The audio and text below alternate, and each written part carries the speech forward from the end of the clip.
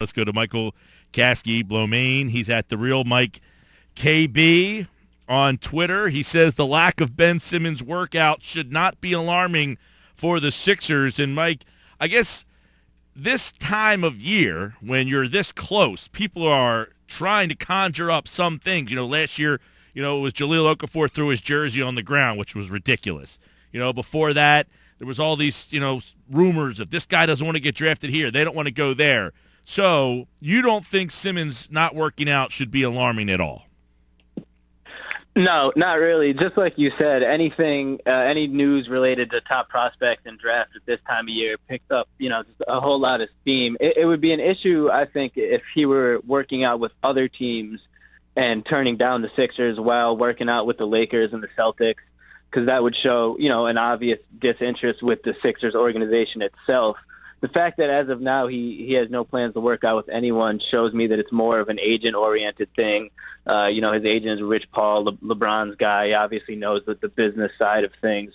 So it just comes off, to me, as this a business move. Simmons really doesn't have anything to gain with the workout. He's already the probable top pick and a lock to be the top 2, so he can't really improve his draft stock with a workout. So I guess they probably decided that there's really no reason for him to do so. All right, so that being said then, Ingram did work out. His lack of working out, should that factor into the Sixers? I mean, should they say, look, we never saw this guy. We've only seen tape. We've heard X, Y, and Z. We have seen Ingram. Do you feel with 2 logical top choices that they should go with the guy that they've at least seen? I think it'll play into it, but the decision between the 2 of them is and was going to come down to a lot more than just one individual pre-draft workout. Obviously the Sixers and Brett Brown specifically know, Ben Simmons pretty in-depth going back to Australia, his family, his personality. And the same with Ingram. Obviously, they've been studying these guys for quite some time. So I think a whole plethora of factors will play into their decision. So in the time being, obviously, in a vacuum, the fact that Ingram worked out with the team and it went well and Simmons isn't working out with the team would make you think, oh, well, they're going to take the guy that worked out. But like I said, it doesn't necessarily seem like a snub on the Sixers as much as just a decision that he's not going to, just work out at all. So with that being the case, I don't think that, while, it might play in slightly to their decision-making process, I don't think that a workout either way would be, a determining factor in their decision. Now, Mike, there was some thought that, he wanted to be in L.A. In the last couple of weeks, are you confident enough that has been diffused to take Ben Simmons with no worries?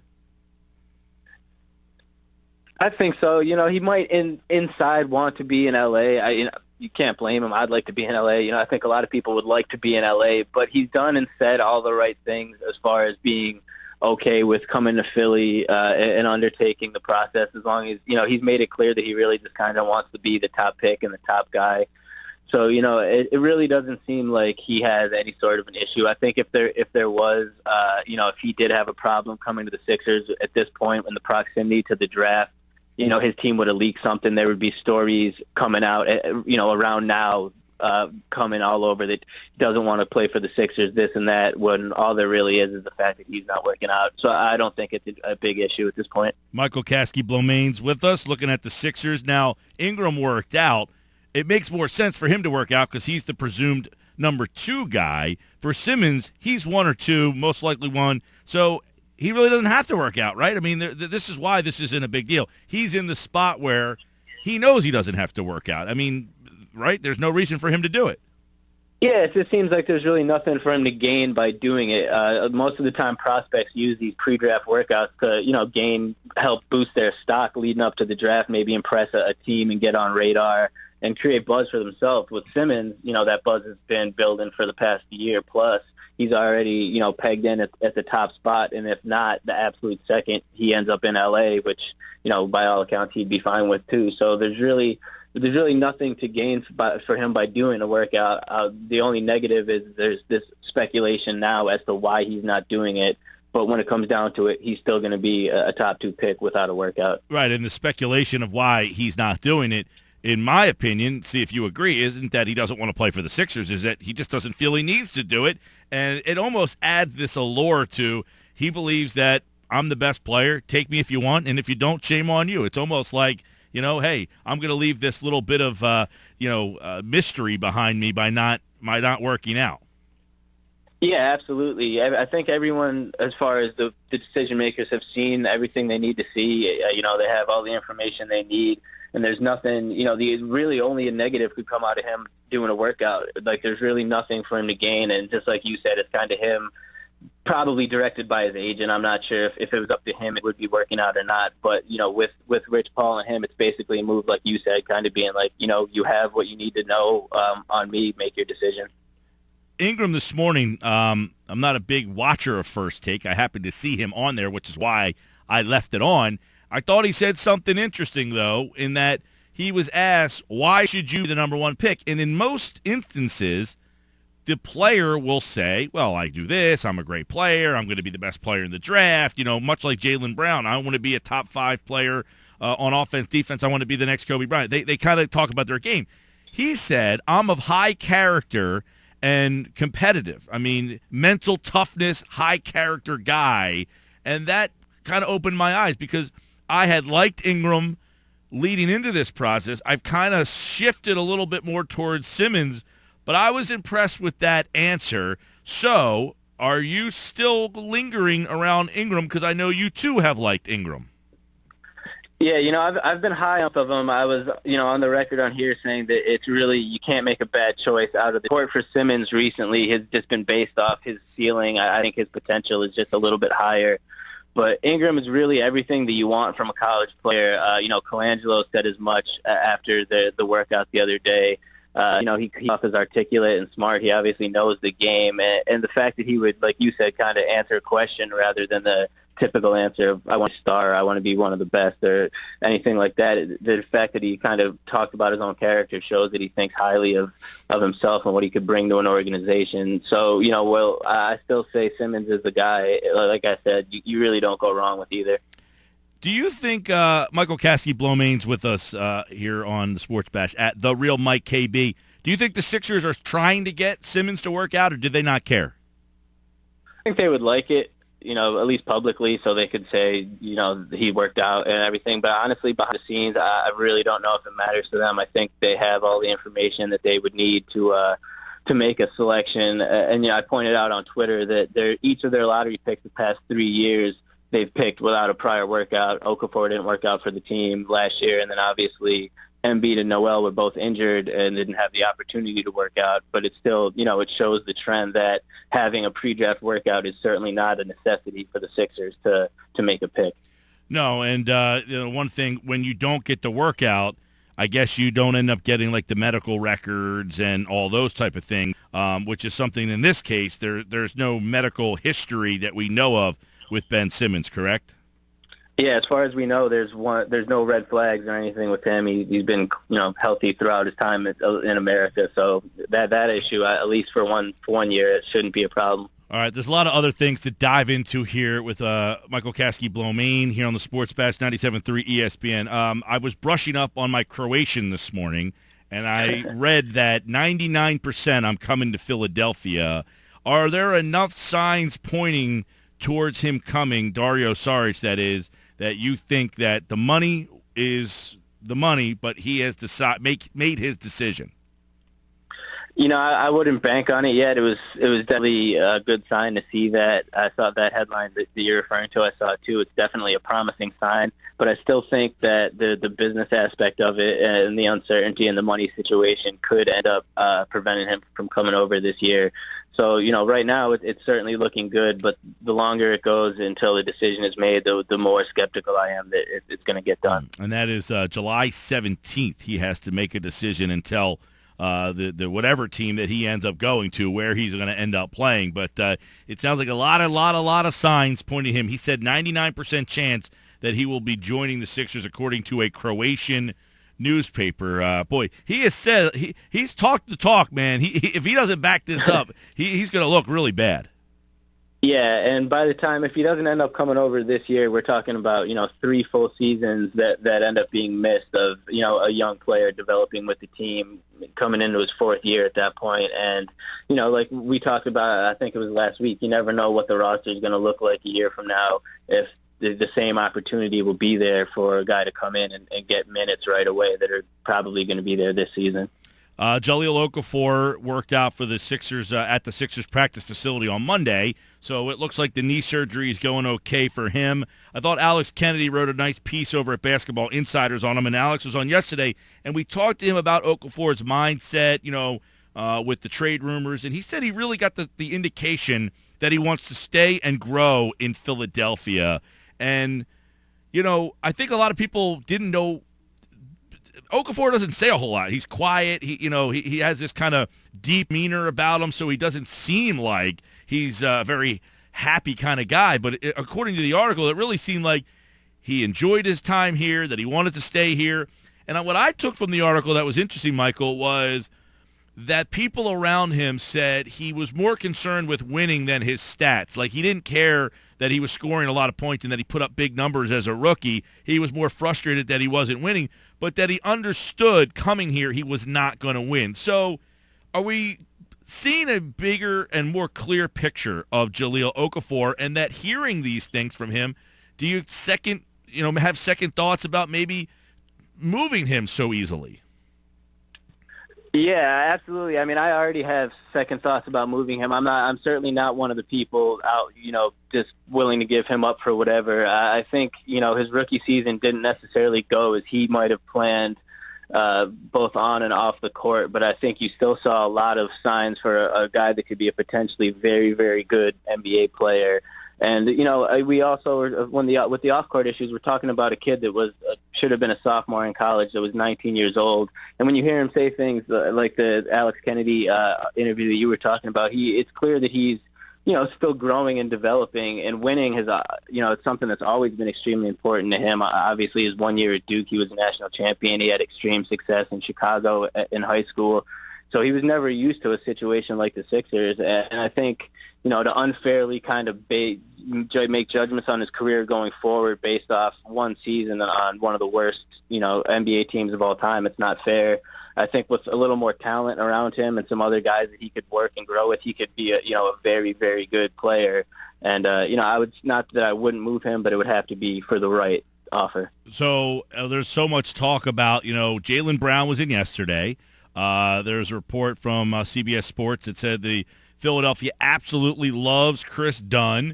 Well, we've heard Murray's name. It seems like they like a lot of the 3 through 10 type of players. So do you still have a feeling that they want to get themselves another one of those players, that number 3 through 10 range guy? Yeah, I do believe that. I don't, it's important to keep in mind a lot of these rumors that come out are, agent push with a certain agenda. Because, last week we were hearing that the Sixers were considering taking Jamal Murray number 1 overall. And now this week we're hearing that they're in love with Chris Dunn and he would be their top choice, if they ended up getting a second lottery pick. So I think the interest is definitely there, but I think they would have to weigh their options. And I do think that the front office will be a little, they're not as ready to get rid of Okafor, I think, as some people think they are. The offer that comes in order for something like that to happen would have to be, I think, pretty appealing. Michael Kaskey-Blomain's with us at The Real Mike KB on Twitter. Michael, if healthy, do you think the Sixers should play Embiid in the summer? Do you think it's something that they should, mentally, a hurdle for him to get up and down the floor in a couple of not full games, just go out there, give me a 5-minute run? Is that something that you would like? And we know that, but would you like to see it if he was healthy enough to do it? Yeah, I would like to see it, mostly just for him, like you referred to, kind of a mentally thing to finally get out on the court and stop hearing, all that he's been hearing over the past 2 years about how he's a bust or how he won't play. I think to get that out of the way in the summertime and just to get the feel of running up and down the court for the first time and, in a competitive game like that for the first time in a couple of years would be beneficial. It's not a huge deal either way. It's obviously, like you said, it's not going to happen. And he can obviously get his reps in the preseason and stuff. But I think in an ideal world, it would have been nice for both, the fans and supporters and for himself to get out there and kind of get his feet wet a little bit in the summer league. ESPN.com did a 5-on-5 asking 5 questions for the Sixers. So, Michael, I want to get your answer for their questions that their insiders answered. You're around this team a lot. You'll be at the draft, and that should be a very interesting night where, they're really 3 years in the making. They get this pick here, and this is the guy. You couple it with the 2 picks from 2014. It's like you've got 3 lottery picks all hopefully coming at one time. So that night should be a huge jumping. What's Colangelo? A jumping off point. What's the word he uses? Yeah, I think he said a jumping off point, something like that. Right. So, all right, the first question they asked is, what do you foresee and advise for the Sixers this offseason? So from draft night and then after, what would you like to see moving forward from draft night and then after in the free agent market and maybe a trade? Yeah, the main thing I think that a lot of people would like to see, obviously make that first selection with Simmons or Ingram, and then after that, I think they really need to address the perimeter positions, point guard all the way through to small forward, shooting guard. I think that could be done to a certain degree in free agency. I think the one thing I would like them to do would be add a couple, decent caliber free agents, not necessarily, top level guys that aren't probably going to come here at this point, but guys more mid-range, like an Allen Crabbe, a Nick Batum, just like versatile perimeter guys that fit in today's game that can complement some of these younger guys. To really continue to build on what I think if they can kind of establish a good mix of some, very young and some younger vets that have a little bit of experience under their belt, that they could really, start to build themselves up in the Eastern Conference. All right. What is your, Michael, expectation for Joel Embiid going forward? It's so hard to say. My expectations have been, I've kept him in check ever since he was drafted. I would hope, I guess best case scenario is that he's able to play consistently, throughout the season. I'm sure he'll end up taking games off. There's no expectations of him to go a full 82 games. But, if health, it's impossible to predict, but my expectations are that if he can remain somewhat healthy, he'll be a very solid contributor going forward. I think maybe the chances of him being a perennial dominant all-star might have shrunken at this point, but if, health willing, he could definitely be, a very solid contributor on this team going forward for, several years. All right, number 3, should the Sixers trade Noel or Okafor or try all 3 big men for at least 1 year? It's funny. I've really switched my point of view on this back and forth several times, just because I like both of those players, and any move they make would obviously be determined on what the return was. Talking to you right now today, looking at the rest of the draft and what some of the moves that I've seen floated out potentially are, I think I'd like to see them keep both of those guys. Especially, I've always wanted to keep Noel, but I don't think I'm quite ready to give up on Okafor yet either, unless it's for something, if it was involved in a package to get the Sixers the number 2 pick, to get them Jimmy Butler, something like that, that's another story. But to give up Okafor to get back in the lottery and select a Chris Dunn or something like that, I'm just not that high on right now. So I guess, I think my answer right now would be to keep them both for, at least the time being, and see what happens with the new, with the draft pick and whoever else they add in free agency. All right. If the best case scenario works out this offseason, they draft Simmons, I guess would be most people's best case scenario. Sarr comes over, Embiid gives you a good solid season. What is your expectation for the best case scenario team that they would put on the floor? I mean, best case scenario, really, especially considering the Eastern Conference, I think they could be a playoff team, which sounds absolutely crazy. But, considering what they could add in the offseason in terms of free agency, and if Embiid's able to be healthy and Simmons, I think you'll see a big jump, in record, which obviously shouldn't be hard considering how many games they won last year. But I think you'll see, if not a playoff team, I think you'll see the beginnings of a team that's competitive and the kind of a team that finally is starting to, have a shape rather than be consistently bringing players in and out. We'll finally start to see a form that we can build on to move forward. All right. This team has gone through 3 years of misery. how long of a sustained success period must they have to justify what we just watched for 3 years? Wow, that is a good question. It's so tough because it's so far removed from a time where we can even remember having really sustained success with the Sixers. But, I think a run like the Thunder have had recently, obviously that they haven't won a title yet, but they've been able to, kind of build through the draft and build up and become a team that's been able to be at the top and in the thick of the West and sustain that success for now. I think it was 6 years ago that Russell Westbrook came on and joined Kevin Durant. So, once these guys kind of start to hit their stride and their peak and the plethora of different factors that the team has come in, with the guys we already have and that we will be adding, I think that there's room there for sustainability for, at least 5, 6, 7 years. That's what was all about, right? Was elongated success. Maybe not 10 championships, but, the ability to consistently be playing in, the conference finals with that chance to make a championship, run. That was what the whole thing was about. And I guess this is the jumping off point. We'll see it starting next week. Michael Kaskey-Blomain will be at the NBA draft. For more on the Sixers, check him out at The Real Mike KB, and he's got an article posted right now on our website, 973ESPN.com. It just went up about the Ben Simmons workouts or lack thereof. All right, Michael, thanks, pal.